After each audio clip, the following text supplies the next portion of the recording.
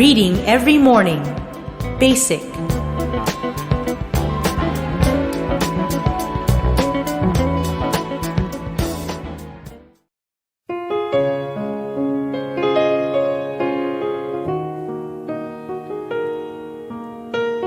Tell me the truth about love.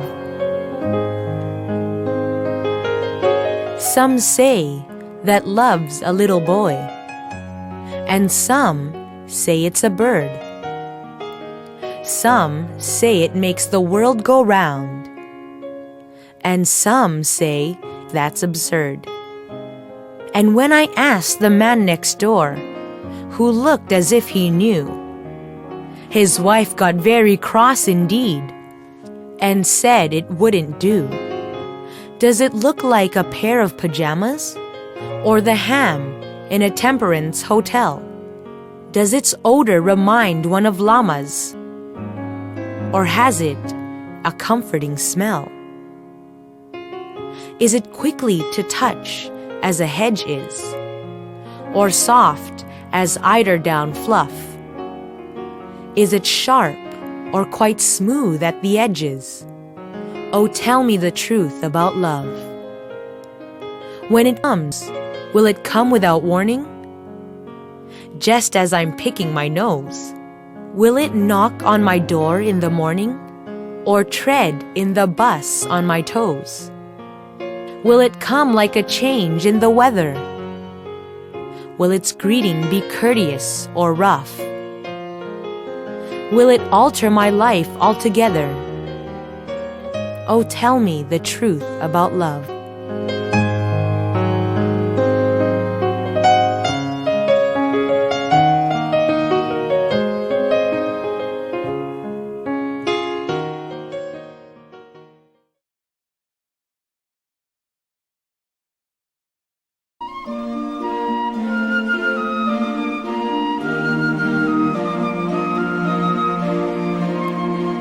I think I can.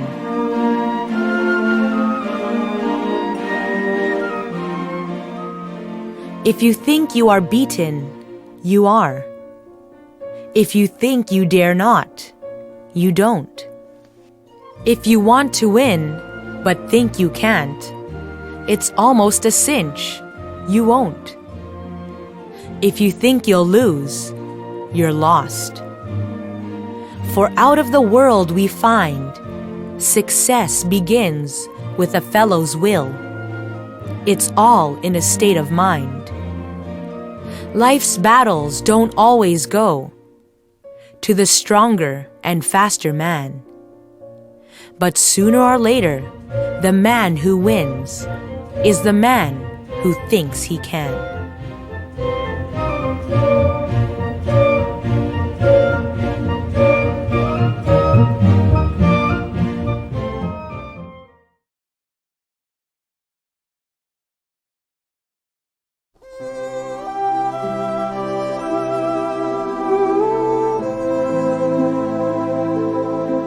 I am.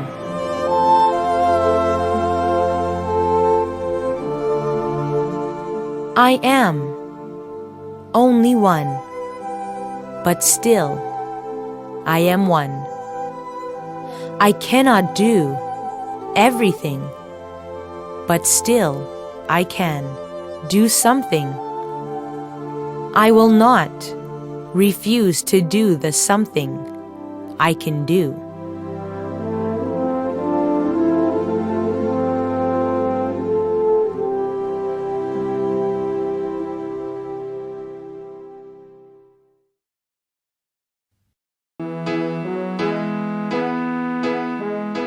Yesterday once more.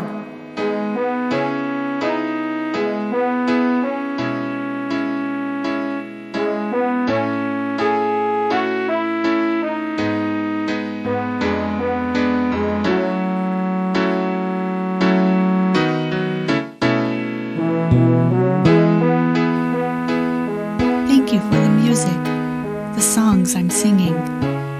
Thanks for all the joy they're bringing. Who can live without it?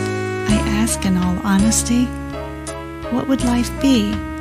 Without a song or a dance, what are we? So I say thank you for the music, for giving it to me. Mother says I was a dancer before I could walk. She says I began to sing long before I could talk. And I've often wondered, how did it all start?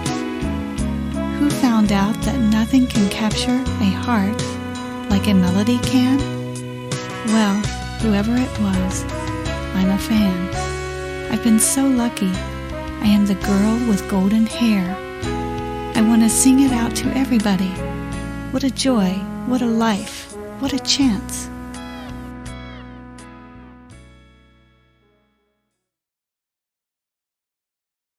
The sound of music. The hills are alive with the sound of music, with songs they have sung for 1,000 years. The hills fill my heart with the sound of music. My heart wants to sing every song that it hears. My heart wants to beat like the wings of the birds that rise from the lake to the trees. My heart wants to sigh like a chime that flies from the church on a breeze, to laugh like a brook when it trips and falls over stones, on its way to sing through the night, like a lark who is learning to I go to the hills when my heart is lonely.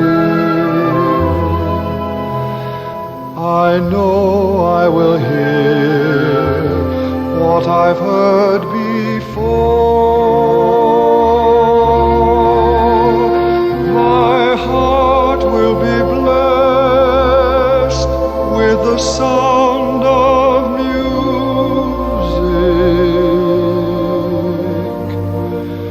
and I'll sing one song.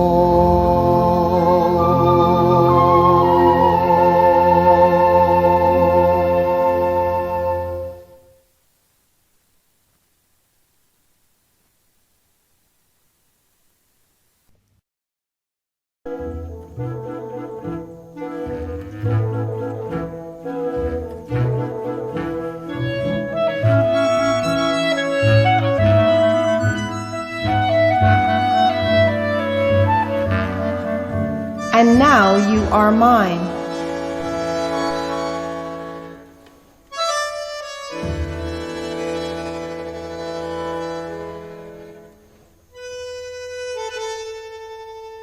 And now you're mine.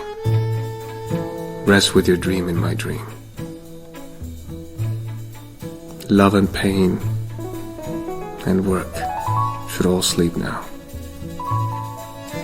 The night turns on its invisible wheels, and you are pure beside me as a sleeping ember. No one else, love, will sleep in my dreams. You will go, we will go together over the waters of time. No one else will travel through the shadows with me. Only you, evergreen, ever sun, ever moon.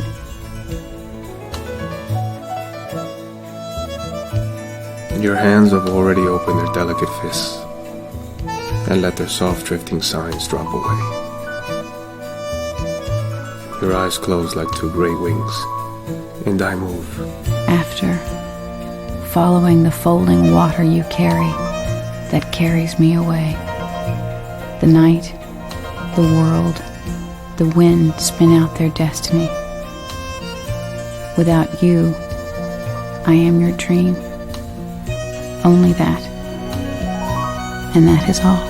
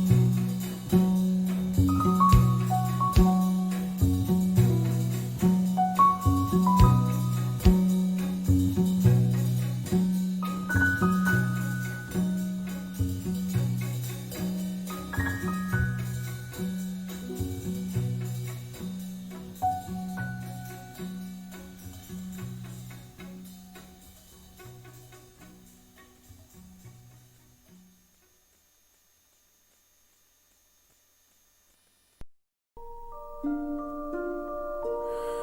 Psalm of Life. Tell me not in mournful numbers, life is but an empty dream. For the soul is dead that slumbers, and things are not what they seem. Life is real, life is earnest, and the grave is not its goal. Dust thou art, to dust returnest, was not spoken of the soul. Not enjoyment and not sorrow is our destined end or way, but to act that each tomorrow find us farther than today. Art is long and time's fleeting, and our hearts, though stout and brave, still like muffled drums are beating funeral marches to the grave.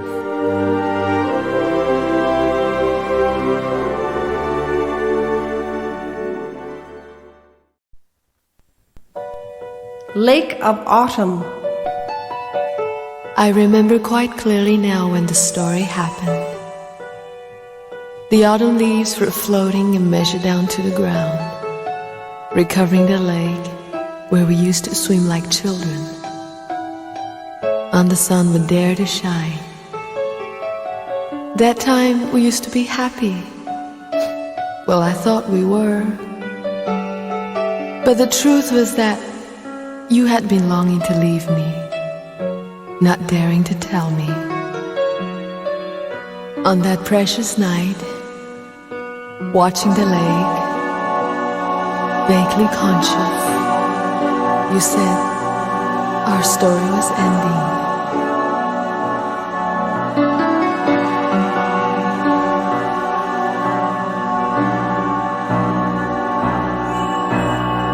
The rain was killing the last days of summer.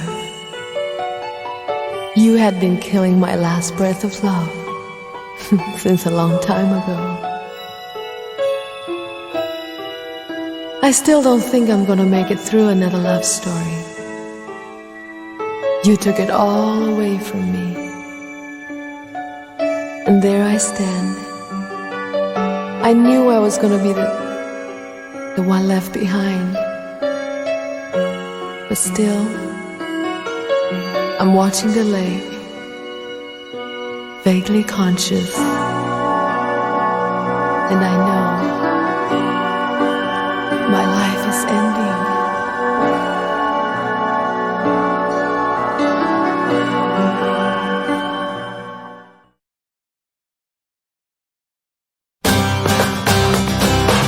If the dream is big enough.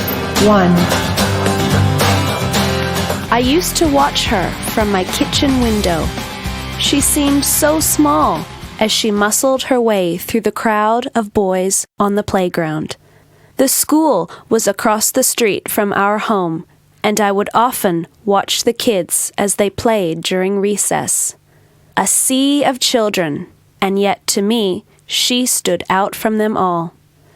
I remember the first day I saw her playing basketball. I watched in wonder as she ran circles around the other kids. She managed to shoot jump shots just over their heads and into the net. The boys always tried to stop her, but no one could.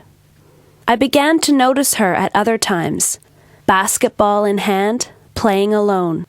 She would practice dribbling and shooting over and over again, sometimes until dark. One day I asked her why she practiced so much. She looked directly in my eyes, and without a moment of hesitation, she said, "I want to go to college. The only way I can go is if I get a scholarship. I like basketball. I decided that if I were good enough, I would get a scholarship. I am going to play college basketball. I want to be the best. My daddy told me, if the dream is big enough, the facts don't count."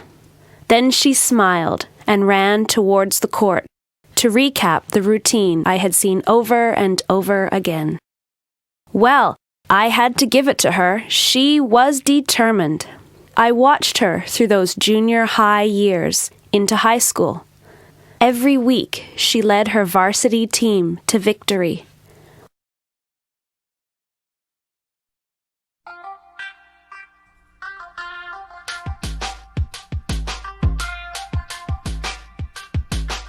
If the dream is big enough, two.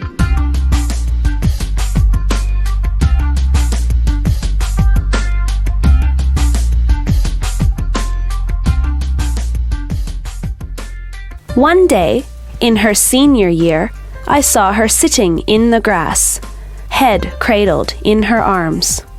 I walked across the street and sat down in the cool grass beside her. Quietly, I asked what was wrong. "Oh, nothing," came a soft reply. "I am just too short." The coach told her that at 5 foot 5 inches, she would probably never get to play for a top-ranked team, much less offered a scholarship, so she should stop dreaming about college. She was heartbroken, and I felt my own throat tighten as I sensed her disappointment.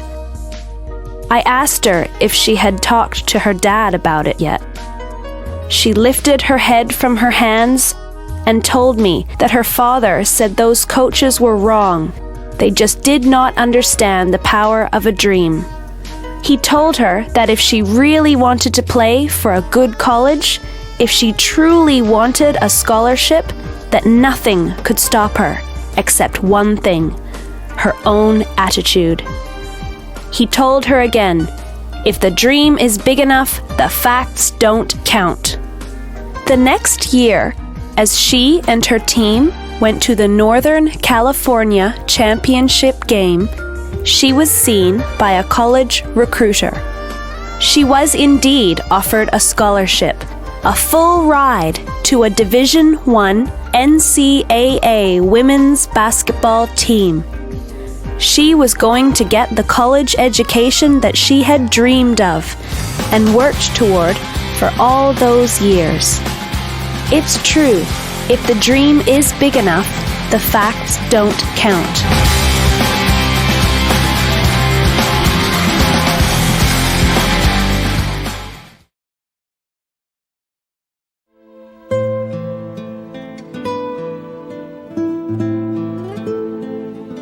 You are wonderful. The following true story captured our hearts. It happened several years ago in the Paris Opera House. A famous singer had been contracted to sing, and ticket sales were booming. In fact, the night of the concert found the house packed and every ticket sold. The feeling of anticipation and excitement was in the air as the house manager took the stage and said, "Ladies and gentlemen, thank you for your enthusiastic support.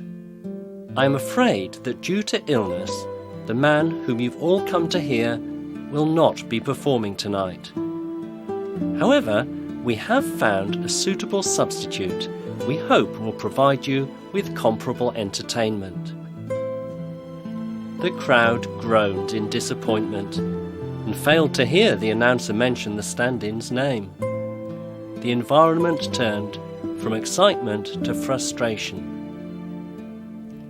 The stand-in performer gave the performance everything he had.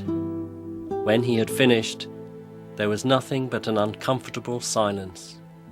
No one applauded. Suddenly, from the balcony, a little boy stood up and shouted, "Daddy, I think you are wonderful."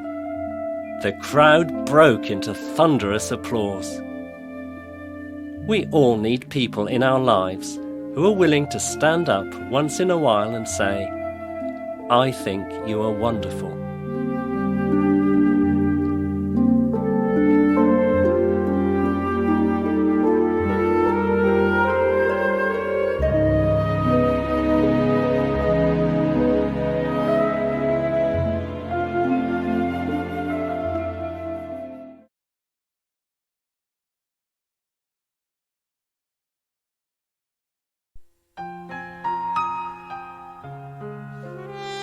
Don't quit. Keep playing.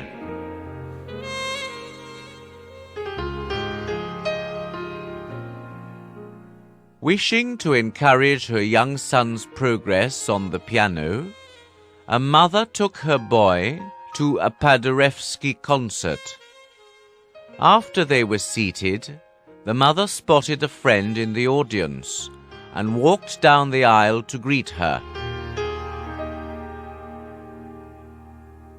Seizing the opportunity to explore the wonders of the concert hall, the little boy rose and eventually explored his way through a door marked "No Admittance." When the house lights dimmed and the concert was about to begin, the mother returned to her seat and discovered that the child was missing.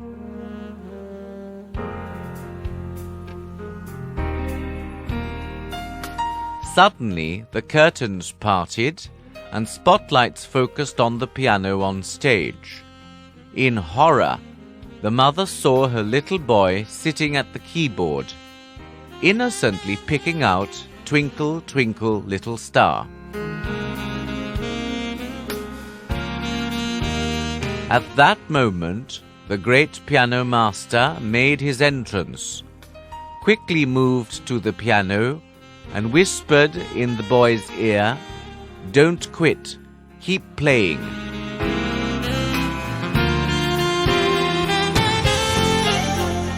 Then, leaning over, Paderewski reached down with his left hand and began filling in a bass part. Soon his right arm reached around to the other side of the child, and he added a running obbligato. Together, the old master and the young novice transformed a frightening situation into a wonderfully creative experience. The audience was mesmerized.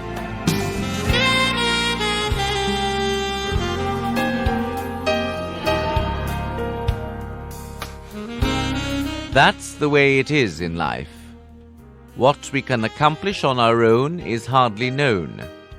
Sometimes we try our best, but the results aren't exactly graceful, flowing music. But when we trust in the hands of a great power, our life's work truly can be beautiful. Next time you set out to accomplish great feats, listen carefully. You can hear the voice of the master, whispering in your ear, "Don't quit. Keep playing."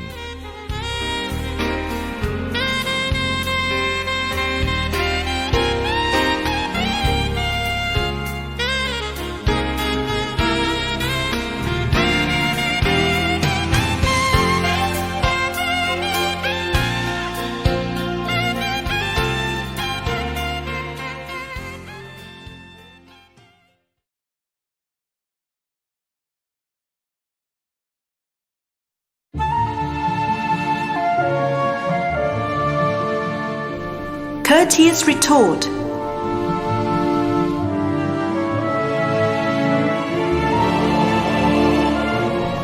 A learned scientist was attending a dinner, and as cigars were being indulged in, one of the guests began to deride philosophy.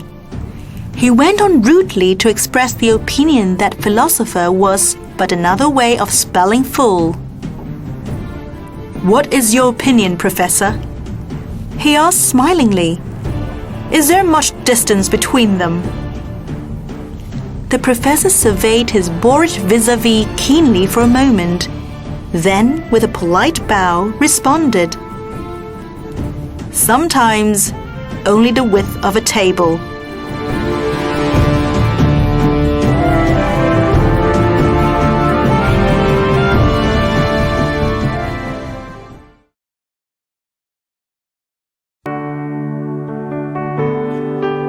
Legal advice. Michelle Palmer was a young lawyer. One day, a neighbor entered his office and asked, "What could I do if another man's dog entered my yard and killed one of my chickens?" Mr. Palmer replied that the damage done could be collected from the owner of the dog. "Well," said the man, Since it was your dog, you might as well pay me the worth of the chicken, about $1, Mr. Palmer. Mr. Palmer smiled as he handed the man the amount named and said, "Now then, as I have paid all that I owe you, don't you think it's only fair you settle up the matter of the little bill you owe me?" "But," protested the neighbor, "I don't owe you a penny." "Ah," smiled Mr. Palmer, "don't you? Kindly pay me $5 for the legal advice which I gave you concerning the loss of your chicken."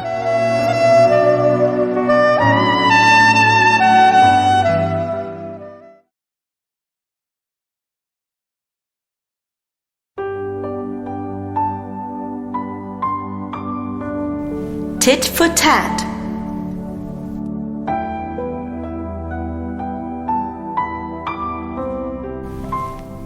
An American lady traveling in England some years ago got into a compartment of a smoking carriage where an Englishman was smoking a pipe. For a short time she sat quietly, expecting that the Englishman would stop smoking. But then she began to cough and sneeze, trying to show him that she objected to the smoke. At last, seeing that the man took no notice of her and did not put out his pipe, she said, "If you were a gentleman, you would stop smoking when the lady got into the carriage." "If you were a lady," replied the Englishman, "you wouldn't get into a smoking carriage." "If you were my husband," said the American lady angrily, "I would give you poison." The Englishman looked at her for a minute or two.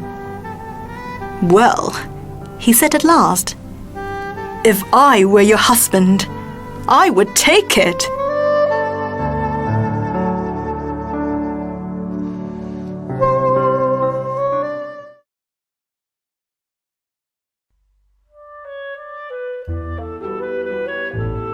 Congratulations.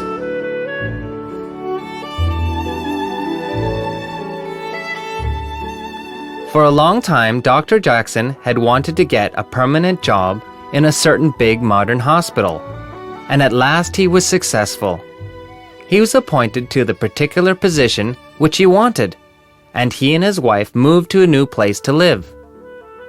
The next day, some beautiful flowers were delivered to them, with the note which said, "Deepest sympathy." Naturally, Dr. Jackson was annoyed to receive such an extraordinary note, and telephoned the shop which had sent the flowers to find out what the note meant. When the owner of the shop heard what had happened, he apologized to Dr. Jackson for having made the mistake. "But really worries me much more," he added, "is that the flowers, which ought to have gone to you, were sent to a funeral, with a card which said, 'Congratulations on your new position.'"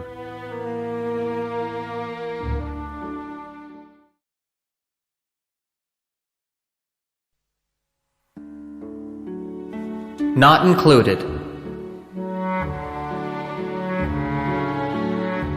Tom saw an advertisement in a newspaper for a beautiful modern bicycle which cost $89. So he went to the shop which had put the advertisement in and asked to see one of their wonderful bicycles. The shopkeeper was very happy to show one to Tom, who examined it carefully and turned to the shopkeeper saying, "There isn't a lamp on this bicycle, but there was one on the bicycle in your advertisement." "Yes, sir," answered the shopkeeper, "but the lamp isn't included in the price of the bicycle. It's an extra." "Not included in the price?" Tom said angrily. "But that's not honest. If the lamp's in the advertisement, it should have been included in the price you gave there." "Well, sir," answered the shopkeeper calmly, "there's also a girl on the bicycle in our advertisement, but we don't supply one of them with the bicycle either."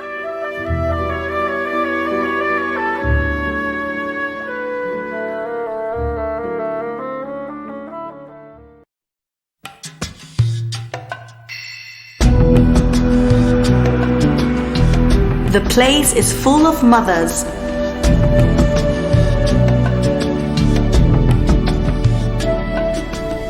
A small boy, losing his mother in a supermarket, ran through the aisles, yelling frantically, "Elaine! Elaine!" When his mother found him, she scolded him. "Bobby, it isn't polite to call me Elaine. You should always call me Mother." "I know," Bobby replied through his tears. "But this place is full of mothers, and I wanted to be sure I got the right one."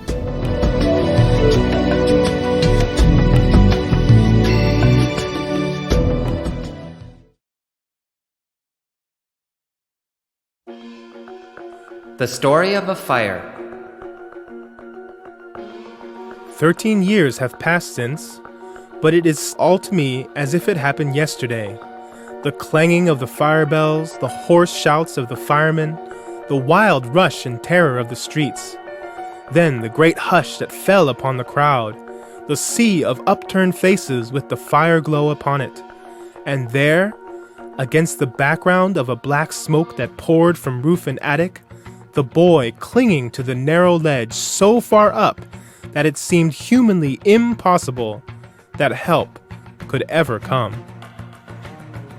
But even then it was coming, up from the street, while the crew of the truck company were laboring with the heavy extension ladder that at its longest stretch was many feet too short. Crept 4 men upon long, slender poles with crossbars, iron hook at the end. Standing in one window, they reached up and thrust the hook through the next one above, then mounted a story higher.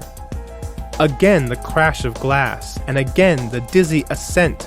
Straight up the wall they crept, looking like human flies on the ceiling, and clinging as close, never resting, reaching one recess only to set out for the next, nearer and nearer in the race of life, until but a single span separated the foremost from the boy. And now the iron hook fell at his feet, and the fireman stood up on the step with the rescued lad in his arms, just as a pent-up flame burst lurid from the attic window, reaching with impotent fury for its prey. The next moment they were safe upon the great ladder, waiting to receive them below. Then such a shout went up. Men fell on each other's necks and cried and laughed at once. Strangers slapped one another on the back with glistening faces, shook hands, and behaved generally like men gone suddenly mad. Women wept in the street. The driver of a car stalled in the crowd, who had stood through it all speechless, clutching the reins, whipped his horses into a gallop, and drove away, yelling like a Comanche to relieve his feelings. The boy and his rescuer were carried across the street without anyone knowing how. Policemen forgot their dignity and shouted with the rest. Fire, peril, terror, and loss were alike forgotten in the one touch of nature that makes the whole world kin. Fireman John Binns was made captain of his crew, and the Bennett Medal was pinned on his coat on the next parade day.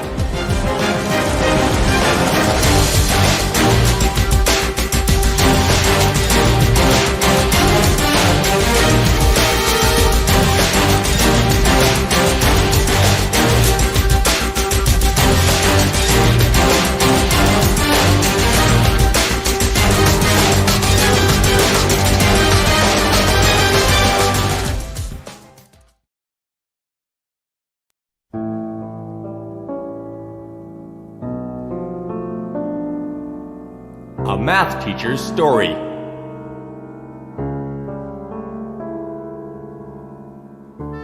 Years ago, I was taking an algebra class over the summer and had a teacher who liked to reminisce about his past with funny stories. He related that he had been a math teacher in the Air Force, where it was his duty to force sleepy young recruits to stay awake for an hour of math at 8 o'clock in the morning in a large, warm, dimly lit auditorium. One day, he came into the auditorium and saw his class even sleepier and less attentive than usual. He realized that something drastic would have to be done. Now this classroom was very old, and the blackboards, which had been nailed onto the walls with old black iron nails, had become loose over the years. As a result, these black nails jutted almost invisibly from the blackboard, and the teacher kept banging his hands on them while erasing the board. He decided to put them to good use. With enough of a flourish to guarantee the class's attention, he went to the front of the room, near one edge of the board. Then, clearing his throat, he drew a coat hook right near one of the protruding nails. He proceeded to hang his coat and hat on the hook that he had drawn in chalk, really on the nail, of course. Then he went on to give that day's lecture. He told us that the entire class had their eyes to the front of the room throughout the lecture. He didn't know if they'd heard a single word that he'd said, but at least they looked attentive. At the end of the class, the lecturer would usually leave by a small door near the blackboards, while the class would leave through the large doors at the back of the hall. When class was over, he took his coat and hat, erased the coat hook, and left through the small door, and was followed by the entire class, lining up to go past the blackboard to see how he'd done it.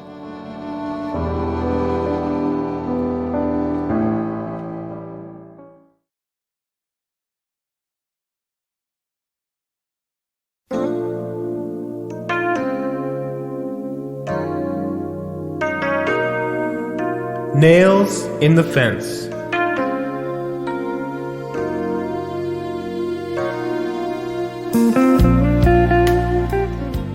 There once was a little boy who had a bad temper.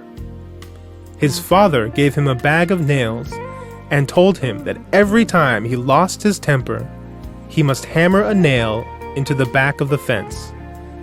The first day the boy had driven 37 nails into the fence. Over the next few weeks, as he learned to control his anger, the number of nails hammered daily gradually dwindled down. He discovered it was easier to hold his temper than to drive those nails into the fence. Finally, the day came when the boy didn't lose his temper at all. He told his father about it, and father suggested that the boy now pull out one nail for each day that he was able to hold his temper. The days passed, and the young boy was finally able to tell his father that all the nails were gone. The father took his son by the hand and led him to the fence. He said, "You have done well, my son, but look at the holes in the fence. The fence will never be the same. When you say things in anger, they leave a scar, just like these holes. You can put a knife in a man and draw it out. It won't matter how many times you say, 'I'm sorry.' The wound is still there. A verbal wound is as bad as a physical one."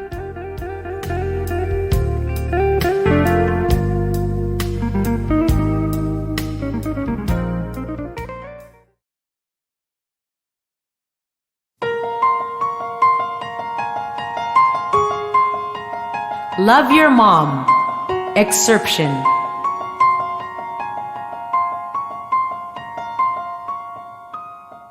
Those teenage years. When you were 13, she suggested a haircut that was becoming. You thanked her by telling her she had no taste. When you were 14, she paid for a month away at summer camp. You thanked her by forgetting to write a single letter. When you were 15, she came home from work looking for a hug. You thanked her by having your bedroom door locked. When you were 16, she taught you how to drive her car. You thanked her by taking it every chance you could. When you were 17, she was expecting an important call. You thanked her by being on the phone all night. When you were 18, she cried at your high school graduation. You thanked her by staying out and partying until dawn. When you were 19, she paid your college tuition, drove you to campus, carried your bags. You thanked her by saying goodbye outside the dorm so you wouldn't be embarrassed in front of your friends. Let us take a moment of the time just to pay tribute and show appreciation to the person called Mom. Though some may not say it openly to their mother, there's no substitute for her.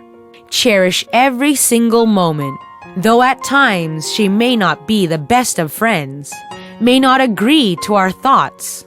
She is still your mother. She will be there for you, to listen to your woes, your braggings, your frustrations, etc. Ask yourself, have you put aside enough time for her to listen to her blues of working in the kitchen, her tiredness? Be tactful, loving, and still show her due respect, though you may have a different view from hers. Once gone, only fond memories of the past and also regrets will be left. Don't take for granted the things closest to your heart. Love her more than you love yourself. Life is meaningless without her.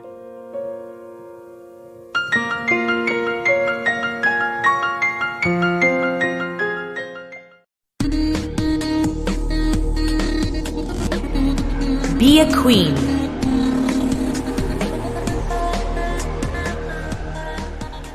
Be a queen. Dare to be different. Be a pioneer. Be a leader. Be the kind of women who, in the face of adversity, will continue to embrace life and walk fearlessly toward the challenge. Take it on. Be a truth seeker and rule your domain. Whatever it is, your home, your office, your family, with a loving heart. Be a queen. Be tender. Continue to give birth to new ideas and rejoice in your womanhood. My prayer is that we will stop wasting time being mundane and mediocre. It doesn't matter what you've been through, where you come from, who your parents are, nor your social or economic status. None of that matters. What matters is how you choose to love, how you choose to express that love through your work, through your family, through what you have to give the world. Be a queen. Own your power and your glory.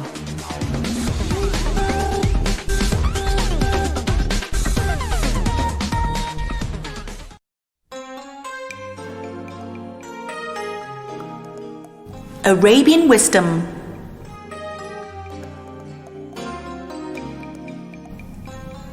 The heart is the noblest member of the body.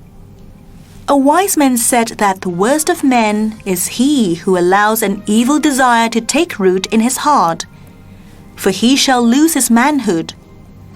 A poet said, "The wise will keep his treasure hid apart. True gold is hidden in the heart. A miner never had to dig so deep." Deal with people according to their deeds and not according to their words. Yet deeds are not worth the intentions which inspire them, so that each man shall be judged according to his intentions and not according to his deeds.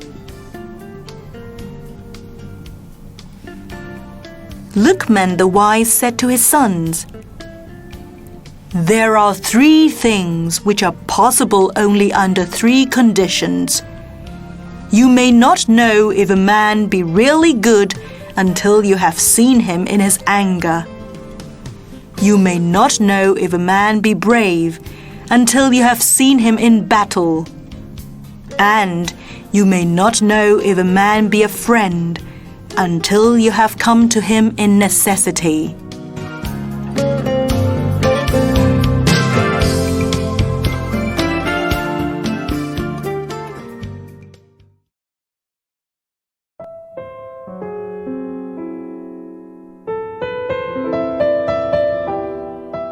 Touch me.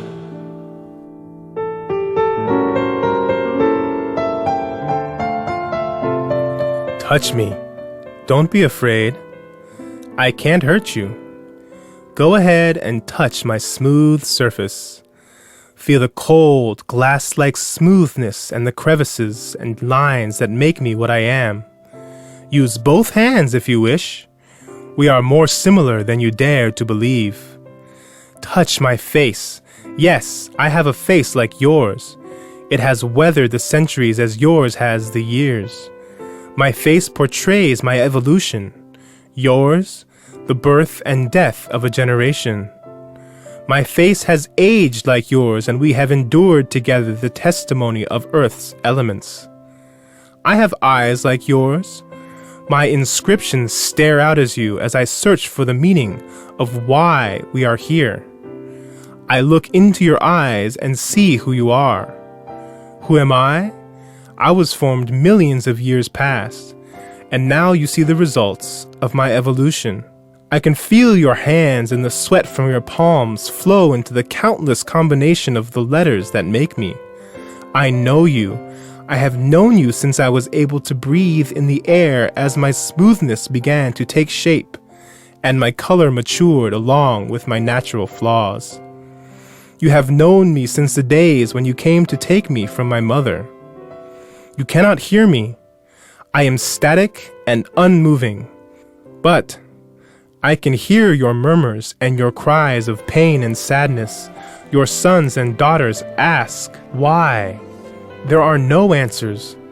I am very old. I have seen everything, and I am none the wiser for the pain and suffering I have witnessed since I rose from the bowels of the earth. I have witnessed the conflict, the death, the civilizations, and the societies that have come before you. Yet I remain mystified about this day. I feel sad, yet alive with a purpose.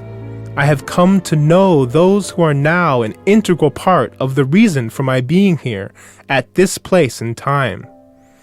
That purpose has become apparent as I stand before you on this day, while your brethren gather to witness my reflections and the changes of light that mirror your soul. I am a reflection of you. I am all of you. I am your spirit. I am the wall.